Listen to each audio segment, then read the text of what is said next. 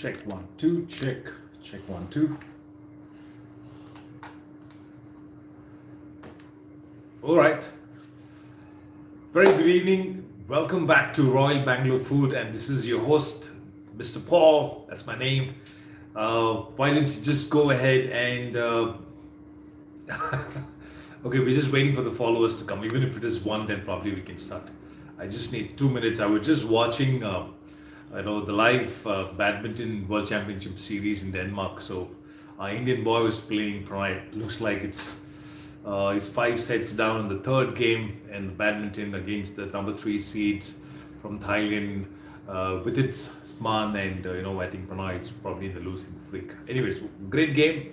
So today I'm going live in YouTube live, specifically on my mobile. So welcome on board, and also I'm just trying to understand how this YouTube live works in the mobile phone. Okay, so that says it all. Today we're going to talk about the continue of episode 6. This is on the cloud kitchen. We're looking at the operation and management, the pros and cons, the importance of it, the benefits of it, and also looking at it how we can just go ahead and utilize the best operations, the best team. This includes your hiring your staff, your kitchen staff, the operation staff, also your inventory management, order processing, you're using your POS systems, and also having your own digital menu, as well as customer service and feedback by using your website, and also integrating with Swiggy and Zomato or any other food aggregators currently. I think that's the only one, but also you can look at if you're looking at something unique on the ready to eat concept. That's another great setup that you can contract with Zepto, with Blinkit, with Swiggy, Instacart, and so on and so forth. So they have this prime delivery system, and also with a high gourmet food.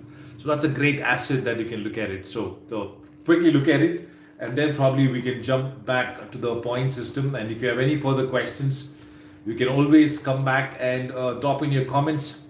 So the first point is all about your hiring and training your staff. Now, many folks around here in Bangalore, and who are running cloud kitchen concept, every every sixth day, or every 1 month or 3 months, or even before going for a launch, I would always receive in Facebook a group message saying that I'm looking for a staff. Okay. Now, I don't know whether it's your mom and pop cloud kitchen, or you really got inspired by your wife or your aunt or your uncle who's really into cooking, and you want to just get into the cooking. First answer is that please stop your business and don't even get into it, because there is load of ambiguity. You think it's profitable, you think it's I could survive, I could go on to the further. You always, my answer is that don't even bother to do next step, because you cannot have a business plan without a business plan, and moving towards a plan and running a cloud kitchen is impossible. Period. Sorry to start with a negative point of view, but then that's all is all about, because you need to understand that when you're trying to put a business plan for a cloud kitchen, specifically when you're making a brand out of it. See, today everybody starts a restaurant business.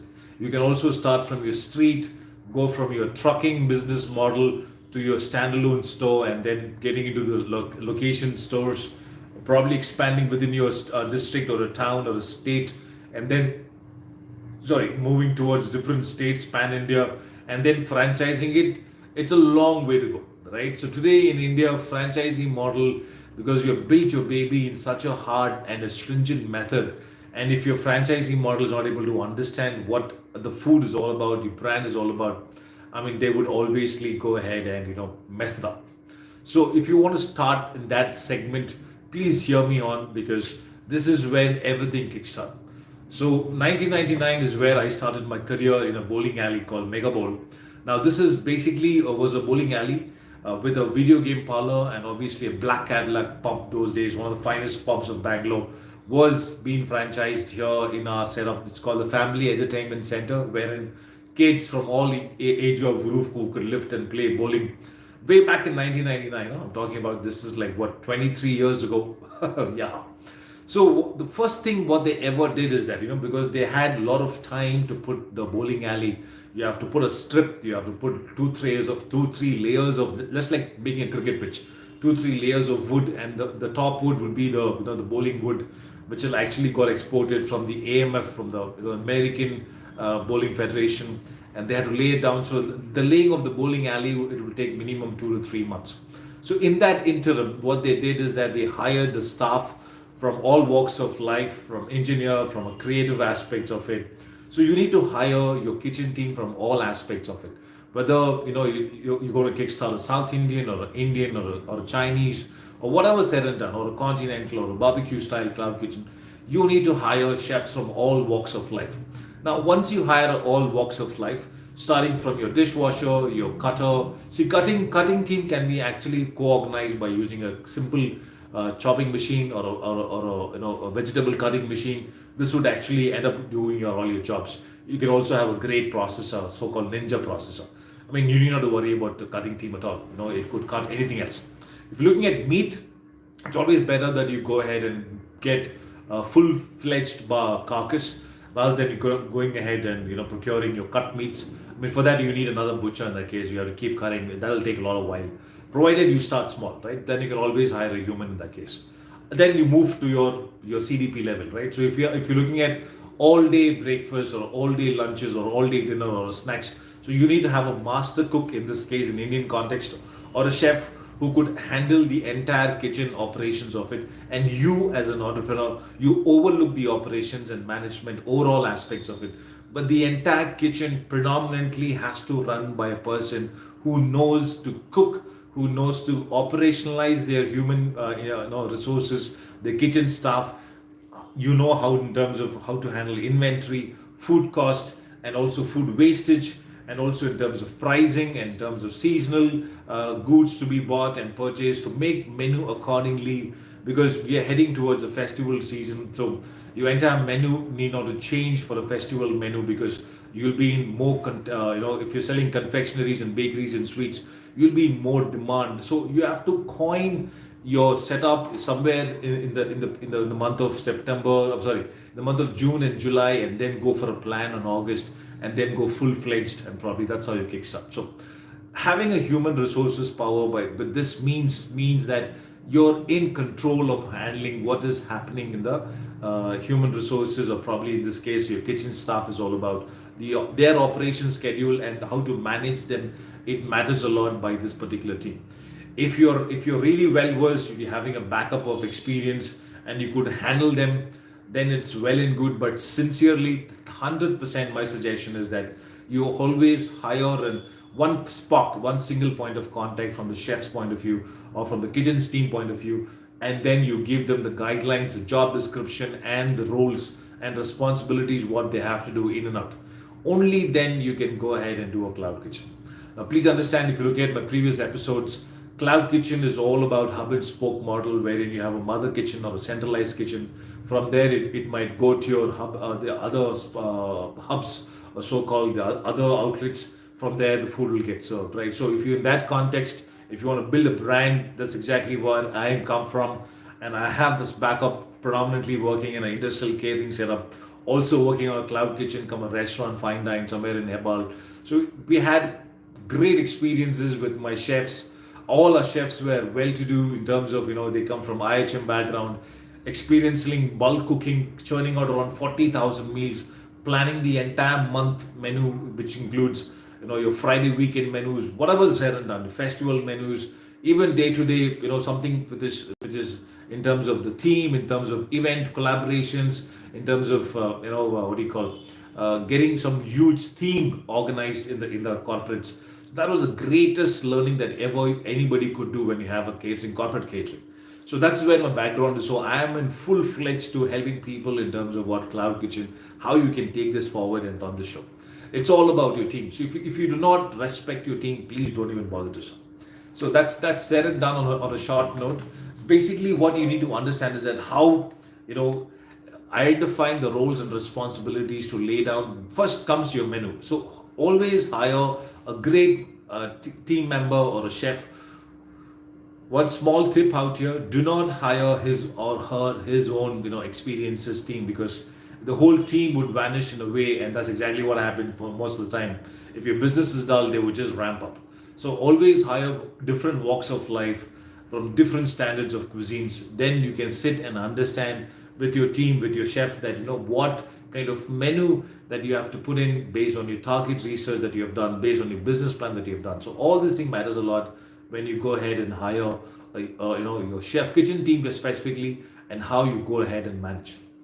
The second important point is also about the order processing. Now, why it comes under this segment of operation management? Because today everything happens through a technology, right? So if you do not connect with technology, I mean, I would say don't even start. Because if you're looking at to start small, yes, even starting small with technology is small, because you're just doing, you might not have immediate sales. So as and when the day goes by, you would always keep learning. So to avoid all these problems in the future, it's always better you have a basic technology. You have two three vendors out here. I would like to name. It's called Paid Puja. You have Urban Piper. You have Devon. You have the Dot Pay. There are many POS systems which will give you the entire module of running a cloud kitchen, which includes inventory management, your cash management, your basically your POS, your online delivery sales, your in-house delivery sales if you have a fine table and chair, and it also gives you an understanding about payment structures, payment teams, online menu, integration of Swiggy and Zomato. All these things can come in a very lower cost. If you're running a model of 5 to 6 lakhs of cloud kitchen, 10,000 is just your 10% of your overall cost. So please understand, if you're looking at not sorry, so 2% of the overall cost if you're looking at 5 lakhs. Yeah. So what I'm trying to tell you is that if you're not leveraging technology, please don't even start.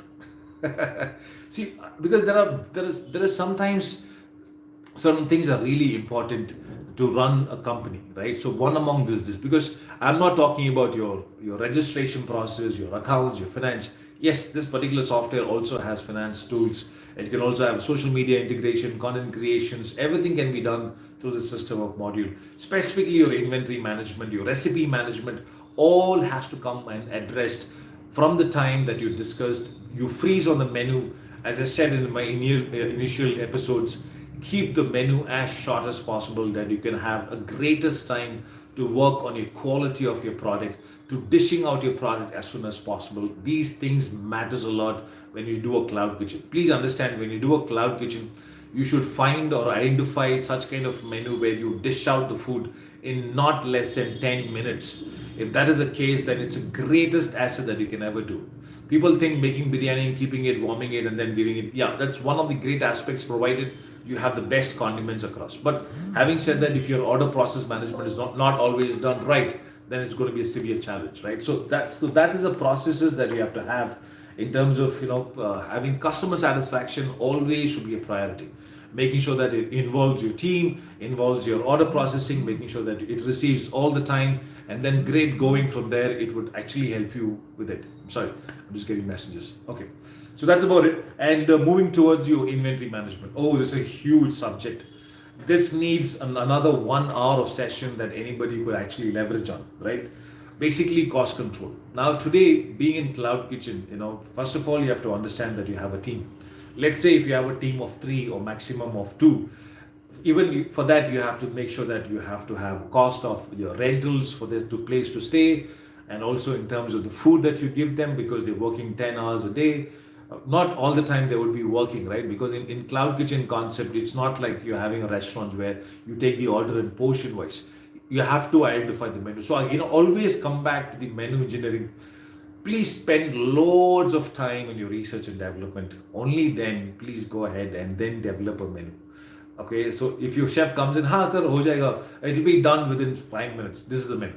No, do not even accept such kind of problems, because these guys come with a restaurant background, because there was no concept of cloud kitchen, remember? Right? So restaurants was the whole idea. They think biryani would sell, I would do butter chicken, blah, blah. As an owner, you have to go ahead and make sure that you research well, identify the target audience where you want to start.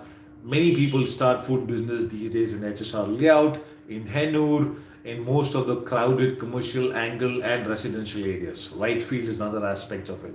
Predominantly in Whitefield, if you're starting a cloud kitchen, you might always end up having a traffic issues because of the whole area is cumbersome in terms of traveling and doing delivery systems. So you have to pick and choose certain categories of model where you have a commercial angle, you also have a residential angle.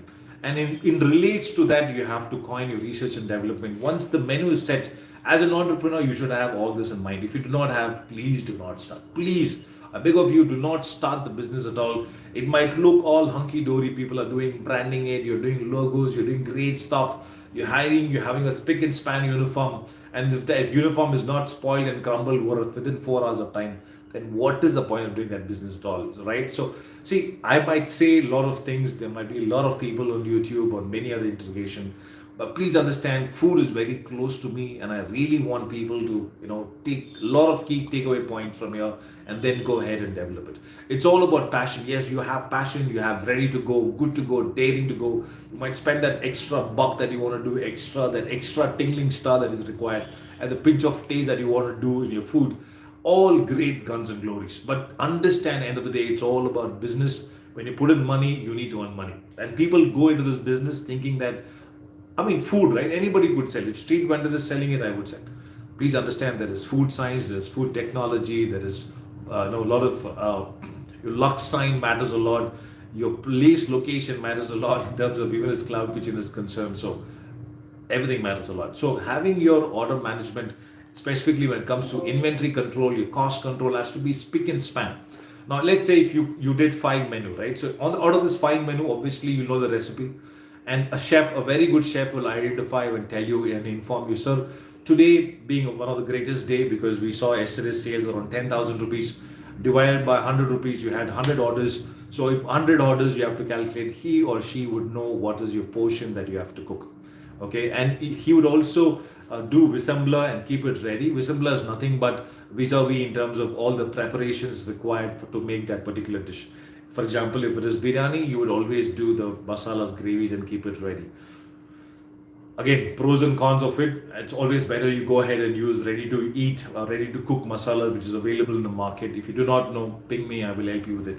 So you have to prep, right? So your 100 orders per day has to span out immediately. So if you're doing 200, 300 as you grow, based on your quality, based on your, not missing out in any opportunities in terms of quality aspect is concerned, hygiene, your packaging, everything matters a lot, right? So this is how it works out. So you please go ahead and understand inventory control, cost control, your recipe management, everything matters come into picture. The way you go ahead and put this up, all in the POS, in the point of sale software, whichever you use. I mentioned many other companies out here. You can do your research and get into your own pricing model in terms of, and leverage the whole system of it. Do not use only for cash or billing. In that case, there are many apps for free on the Play Store that you can use. So you have to integrate it. You have to look at your payment terms. You have to integrate your banking. Sometimes it all goes, because you do not spend anything above than handling your money. Your accounts and receivable is not there. Is no point tomorrow you can forecast your sales for that cloud kitchen. So you keep that in mind. That's your sacrosanct. That's your Bible. Keep always updating yourself in technology. Have a lot of sessions, a lot of discussions. Recipe management is a way to keep forward, to go ahead and get your recipe and inventory. It goes hand in hand. It's like a wheel. The more you steer out here, the more cost control can happen, right? So that's more important. You have to make sure that it is qualitatively hygiene, making sure that when a discussion happens, you get always a fresh goods in terms of your vegetables, your fruits, or your meat is concerned, and making sure if you're using groceries and cereals, kept in a very hygienic place, without cockroach and without rats, my dear. Whatever said and done, rats would sniff you down and then come and destroy your food. So keep everything in mind, then only go ahead and start your business. Now that's quickly about inventory management. I've also covered your cost inputs in previous segments, but let me assure you, if you want to start a great branding business at Cloud Kitchen, please look into your binoculars. Do a lot of micromanagement when it comes to cost. I'm proclaiming it, saying that you have to do micromanagement and cost. Being an entrepreneur, being a startup guy in a Cloud Kitchen, it all boils down to cost. Okay. See, you might argue with me. Once upon a time, I was like that. I would always foresee and I was neglect saying, chalta hai, it happens, it's okay. My staff would eat and they would rely. No. My goodness gracious. Okay, so ideally this is your stomach size. Probably, you end up eating around 200 grams in the stomach sack. Okay, probably maximum that you end up doing around 300. Maximum all inclusive of half a kg or 500 grams. That's the maximum that you would eat. If you have a staff who's eating more than a 1 kg, who bloats, who glutton eats your food, that's when you lose big time, because your staff food comes from a different ration, a different inventory, which will be monitored from the main chef. And if the main chef is only drinking and driving and eating, there's no point having such kind of team at all. So that's where you start with. Coming back to the cost again. Second thing is your inventory with your vendor management system. How well you go ahead and do your rapport building, your customer skills, all that you learned in your life, talking to your great market, talking to your farmer for the fresh produce to go ahead and cook. All this thing matters a lot, when it comes to costing. Only then, when a costing is low, my dear ladies and gentlemen, please understand, only then you will be able to go ahead and share that discount, that extra perk coming from that pile of savings to the customer, right? Now, I would not say I'm strictly against discounts and opportunities. Once you set a quality of food product doesn't happen in 15 days or 3 months or 6 months. It takes years and years of practice and standardization and hygiene and quality and packaging and marketing. I mean, I would just go on and on. So cutting short, a very simple analogy I would give you is that please trust the qualitative and have godly preferences when you do. Kitchen is as great as your temple. Keep it as clean as possible. Keep it as qualitative as possible. Even if you're adding one dollop of tablespoon of ghee, so be it, right? Because now that's how you build. And do not forgo that. Now this is how you build your recipe, because the idea, the chain or science behind running a great restaurant is all about getting into your recipe management. It might be a little bit of rocket science. It is not, because end of the day, as I mentioned earlier, let's say for example, if you're doing a great masala dosa, today masala dosa, it's not a rocket science. Unlike those days, many chefs would not share the recipes. Today you would know it's the idli dosa rice, so that you get the raw rice, the poni rice, the boiled rice, the raw rice, whatever rice. The greatest rice comes from certain brands, so look up on that, right? So that's your research. Second ingredient is your urad dal, the whole white urad dal. You do not use the black. If you want to give it a little more color texture to your thing, if you're using sabaki or so-called the dil, idli or a dosa, then you can use that black urad dal. Ideally, preferably white urad dal. And if you want to make it masala dosa, kind of fluffy and same time crispy, you have to add a little bit of roasted chana dal. You have to use the puffed rice, and you should also use your sabudana if it is required. That goes with your herbs, so-called the dil or so-called sabike, and this can be churned into nice paste, adding great water, little bit of fennel seeds. This will give you fermentations, or 6 hours of fermentations. It gives you very nice texture. Now that's masala dosa. Now masala can also be done in a similar context: zira, garlic, the Kashmiri chili or Bedigi chili, tamarind and salt, and there you go. Lots of garlics for it, right? So that's your masalas. It could be red. You remove that red chili, make it green, becomes a green chutney. That becomes top of your dosa. So everything has to be set and right. If you're using one hand, measure that in your weighing scale. I mentioned it earlier. The first thing the equipment you'll ever buy is around 5 weighing scales in different contexts, from grams to kgs, and 5 thermometer or temperature to check your oil, your batter, your fermentations, everything else. So 5. Leave it in your thermometer for yourself and for a chef. If chef is not trained, train him. God damn, train him. If you're frying vadas, if you're frying chickens, make sure that the internal temperature hits certain aspects. Jot down in your recipe management. It makes a lot of sense, because when you get down to the timings point of view, you have no idea how much of gas that you will save when you do a recipe management. It looks like a science class. No, it is not, because the cooking is all about passion. It is just a sheer importance that I've actually revealed it to you from behalf of my experiences, because cooking is all about that temperature. It's all about timing. It's all about saving. It's all about cost. So this is about cost inputs and structures. This includes your salaries, your inventory control, your credit system with your vendor management, how well you're billing your customers. I mean, your customers is ordering, but are you billing them? Are you able to track their money's coming to your account through your banks, through your Swiggy and Zomatos? Are they being tracked well? If you depending on one cashier who's doing all the job, please don't do it. Always look up your daily sales, look up what has been fastest moving product, which time are they ordering, pull at all kind of charts, get the reporting system very well, put that on your WhatsApp group. This is what is happening. So the kitchen team is prepared well that if you're approaching a prime peak hours, especially in the morning, or in the lunchtime, or in the snack, or in the evening time, and that's when all the time and years and Gaga will be watching the order management system in your software, and that's when the order clicks. Same time, looking at your marketing point of view. See, today the food sales, yes, but gone are those days food sales. Every restaurant in Bangalore selling biryani. So how are you different? Everybody is doing their unique. It's a unique rice, the unique meat, the unique flavor, the unique spices. How are you different? You cannot be different. It's all about marketing, showing, going live, talking about it, show your kitchen, show how they're cooking, put the recipe in, manage, go all guns down, be as transparent possible. Today, nobody is going to kickstart the way you're going to kickstart. So you have certain IP driven, use that IP driven to the context, to the glory of God. That will really help you and bless you. Okay. So I've just covered hiring and training staff, operations and management. And I've covered order processing and delivery management, inventory management and cost control and cost inputs, right?